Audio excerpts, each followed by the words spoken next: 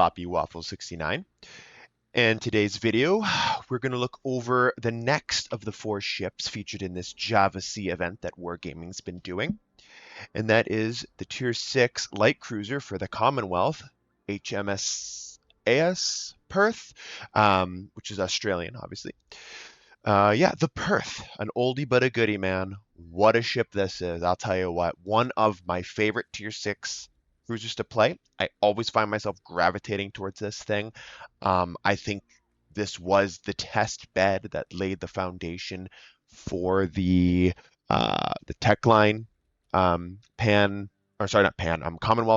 cruiser line that we have without the sub-surveillance radar thing, whatever. But yeah, this is the original. This is a great ship, guys. I'm pretty excited to talk about her today with you and go over kind of her stats and all that. As you see, I went back to this other kind of format. We're going to kind of delve deep under the hood here of the Perth and kind of talk about the ship a little bit before I show you a replay that I did in her. So without further ado, I think we should just dive right into it. So first, I just want to show a quick little layout of the armor view here. Just so you kind of see what you're running with or what you're going up against in regards of when you're sailing this thing around. 16 millimeter nose, 16 millimeter bouquet with that 100 millimeter plating there on the Citadel. As you can see, Citadel, kind of a step Citadel there. Not out of water though, but obviously it steps up, so the upper portion is above water, right? So interesting. Definitely got to be careful with this thing. You can get punished if she shows broadside, and of course when you have large battleship games, as we know, especially at low tiers, you get 4 or 5 plus battleships queuing up on each team down there. You got to be careful when you're we got to know where the battleships are, right, and pick your spots when to engage them. But we're going to get into how to engage battleships here in a little bit. So that's the overview. Let's go down to survivability. So obviously with my commander, I believe I take the survivability expert skill here. She does come out to 29,800. But that being said, when you go to the Perth without taking survivability expert, she clocks in around 27,100. She is on the lower end of the tier 6 cruisers, so that is something to pay in mind. That is why, or part of the reason why, I do take survivability expert down here. But again, that's going to be a personal preference thing. If you want to allocate 3 other points to somewhere else, go ahead and do that, right? So, and I'm assuming a lot of you don't have a dedicated Perth commander. You're probably going to be bouncing commanders. Again, I don't really do that. So I kind of just build it for the ship I got. And yeah, Matilda Kelly here is manning the helms of the Perth for me. So detection by sea here, and this is, and again, I'm not using this thing per se, the in-game layout. I'm kind of using the website here, kind of just talking on that. It's interesting to note, obviously with a full stealth build, you clock down to 8.8 kilometers, which is super nice for the Perth. But her base detection for the Perth clocks in at 9.78 kilometers, which she is third lowest for the tier. I think the Hunghe and maybe the Leipzig, Leipzig both beat her out a little bit.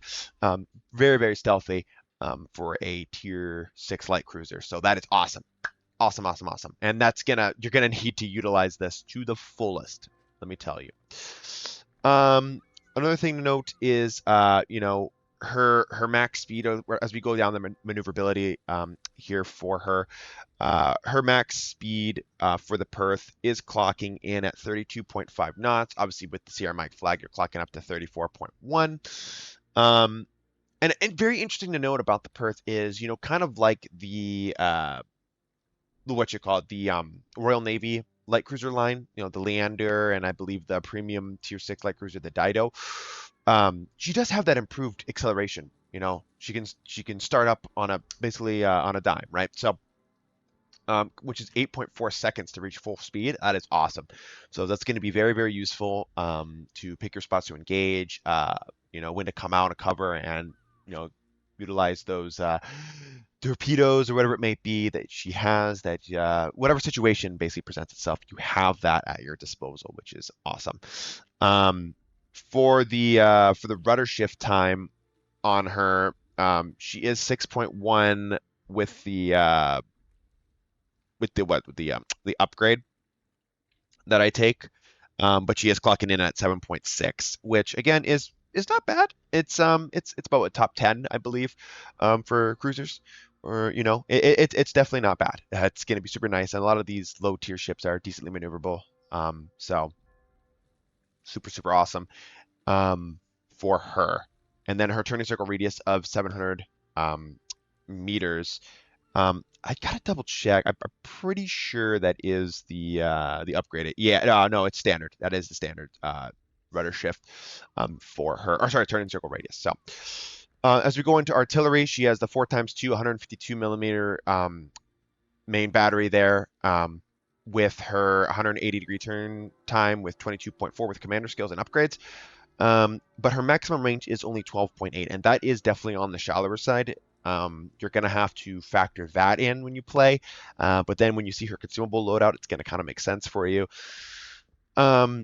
Go back to that. Her maximum damage is 2100 with a fire chance of 10%, which is awesome. Only penetrating about 25 millimeters of armor. Again, not a big deal. Just there's a couple targets that you're going to have to be aware of that you're going to be completely reliant on your fires for doing damage to them with the HE, because sure as hell not going to be doing the HE damage. Sure as hell not going to be doing damage with them with your HE unless you hit specific areas.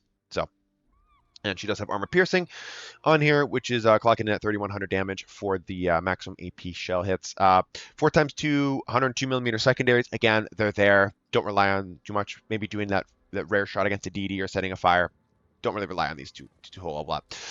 Torpedoes 2x4, the 533 millimeter torps, which is going the 8-kilometer range for you. Reloads in about 96 seconds. Clocking in at 15,433 maximum damage with a speed of 61 knots.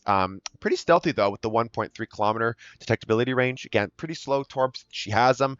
They're going to be more spewing them out there for situations that battleships are going to be running you or charging down your smoke screen. Again, you have them. Awesome, right? Not going to say no. AA, it's okay. Again, you're not going to be shooting down many planes. That aircraft, they're always going to be getting strikes off on you. Wouldn't really rely on that on your AA as much. Clocking in at 5.8 kilometers for your max range here. So, when we go over to the Perth, I've already listed the current upgrades that I would take. Again, that is the ideal situation. If the upgrades that I would definitely take over here would be the spotting aircraft mod 1. If you have that to your disposal, it's only going to make your aircraft last last longer by 30%. Highly recommend that. And then obviously coupled with the hydroacoustic search modification 1, which is placing that consumable lasting 20% longer. Again, most of us don't want to do that. That's fine. Then these are just basically the standard what I would take on my Perth. Because this is a crawling smoke generator, I understand that most people would want to take the smoke generator modification 1, and I understand that, hey, if you have the coal, you think it's worth it, by all means, go ahead and do it. I'm not going to tell you no, obviously. In my opinion, something with the dual mounted guns, the dispersion seems to be a little bit wonky from time to time, so I'm going to want to take that aiming systems, which is not only going to decrease my shell dispersion by 7%, it's also going to help my torpedoes traverse a little bit faster. Secondaries, blah, whatever, who cares? But basically, I'm getting two upgrades for the price of 1. And that's why I'm taking aiming systems, just based upon playing the game for a while and kind of realizing how those dual mounts work. So, just my opinion on the matter. I'm not going to go into the commander build because you've already seen kind of what I would recommend for her. Here is kind of just the flat layout of what I have. I only have a 19-point commander. But yeah, basically I'm going to save up for that consumable readiness 1 as well, and that's pretty much going to be done so for her. Yeah, so that basically is the consumable and a little bit about the ship. So the final notes I want to talk about this ship with the consumable layout of this vessel. As you can see, the big bread and butter for this thing is the crawling smoke generator. I think this was the first ship in the game that had this kind of unique smoke. Like I told you, it was the predecessor, or kind of laid the foundation for what you see now for the crawling smoke. The Vampire 2 has her, and it's kind of evolved into a national flavor for them. So this is an interesting thing that you're going to have to keep note of. It's not like your normal smoke generator. You can use it like that for sure, but it's in some cases it's better, and in other cases it's worse. It's kind of a double-edged sword here when you're using the crawling smoke generator. So you're really going to have to pick your spots, and hopefully within the gameplay footage that I provide to you here, you all will see kind of how I would recommend to play her. So yeah, so without further ado, I say let's get on over to the replay.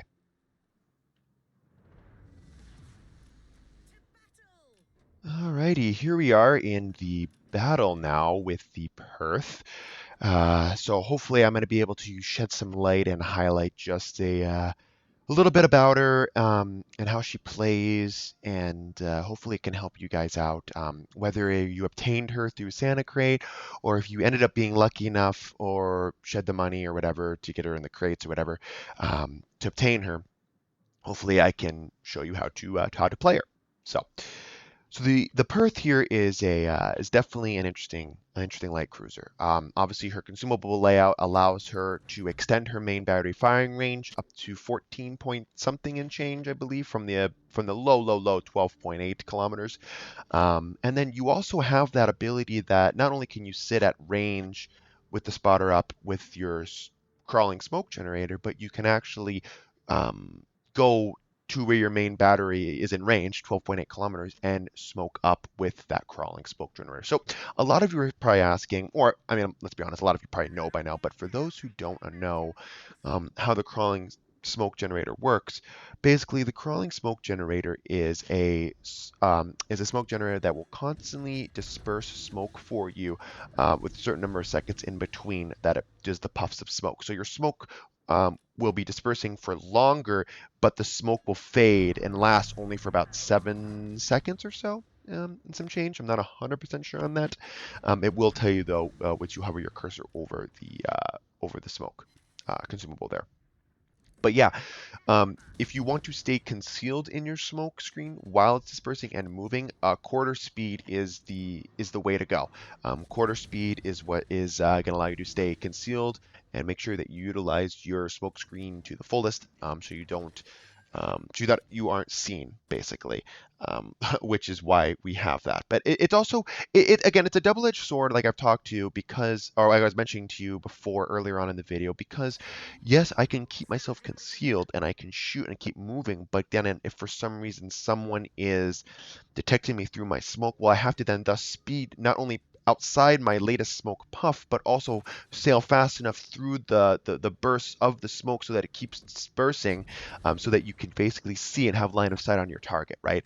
I know your Hydra, I think, has a 4 kilometer ship accusation, which is nice. You can see that up close. But then again, can't rely on that all the time, right? So, um, as you can see here, we are doing our job. We saw that the enemy Italian destroyer there, the Evurier, however the fuck you say that, was trying to charge down our Devonshire. I checked, he does not have hydroacoustic search, so we didn't want him to go ahead and get charged there. So we went and assisted him, and we were able to basically kill this guy. But as you can see, this is a good example of what I was kind of talking about with the reason why I take the aiming systems.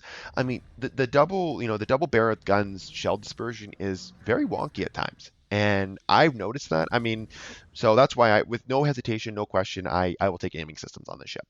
No hesitation, no question. I'm taking aiming systems just because I cannot stand the dispersion at times. It's very, very trolly, and especially when you need to land those really important salvos, especially like enemy destroyers right there.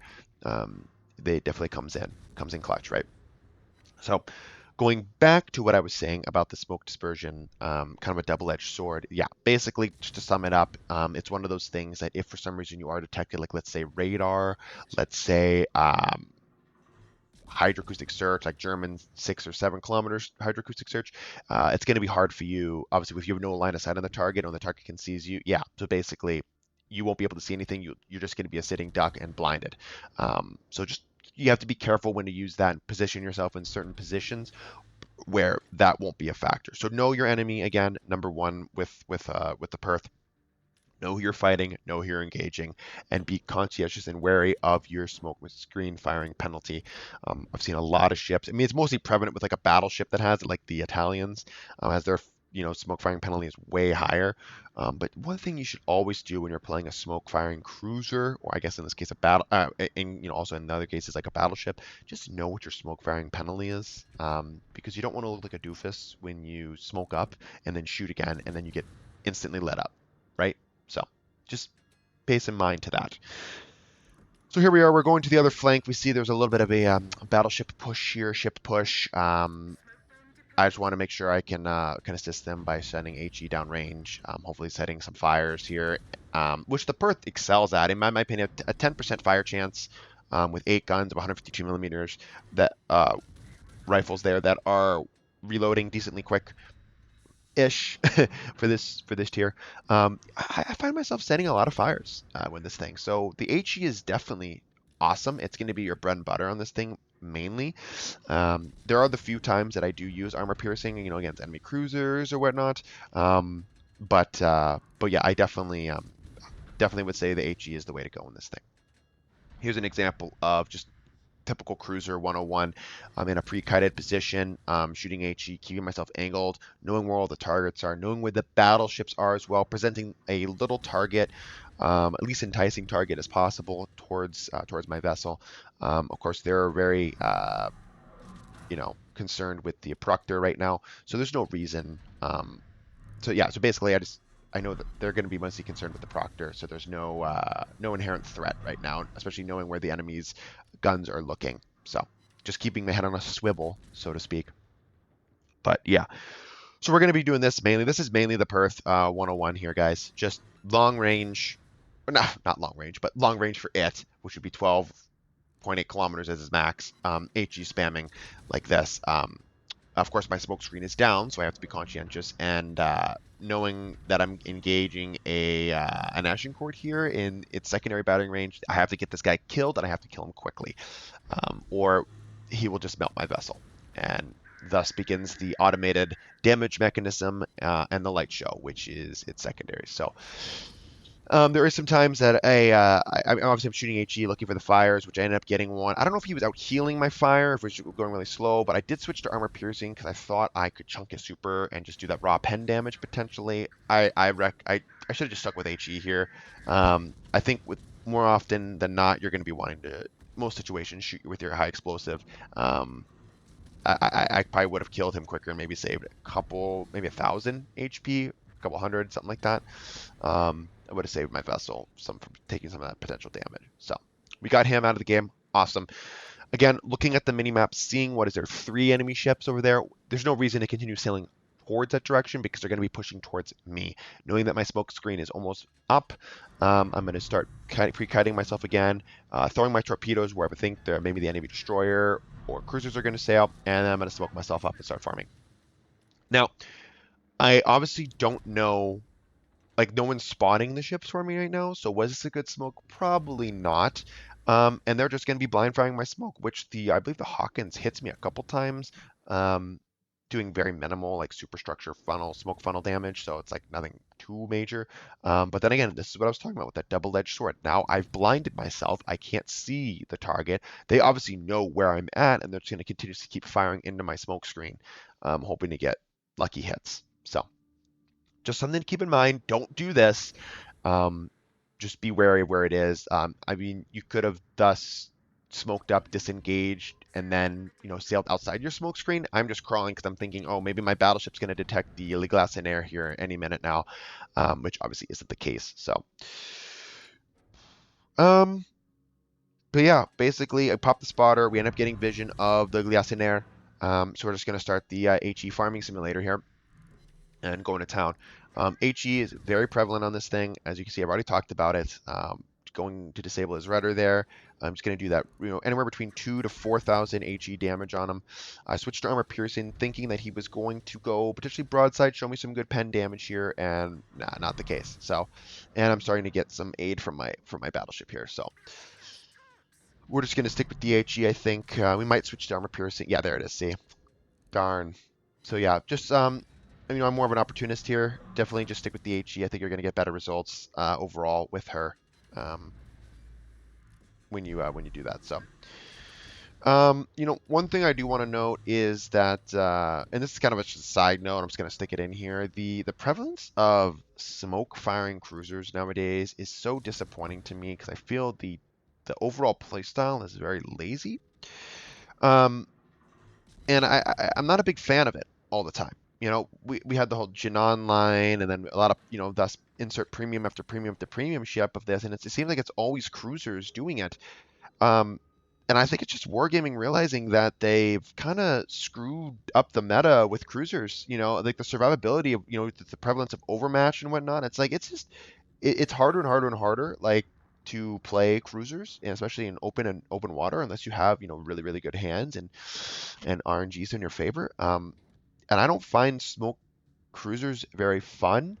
But I do feel because the Perth is actually very well balanced, with her short main battery firing range, her okay DPM. Um, I feel like she does it and she does it well, especially for tier 6. I will say it's a very, very good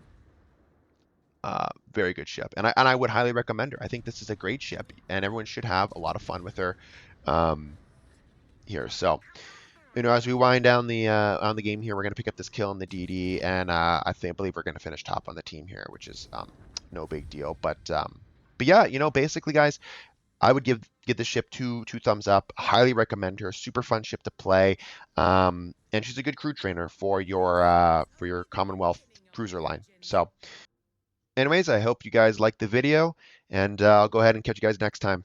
Peace.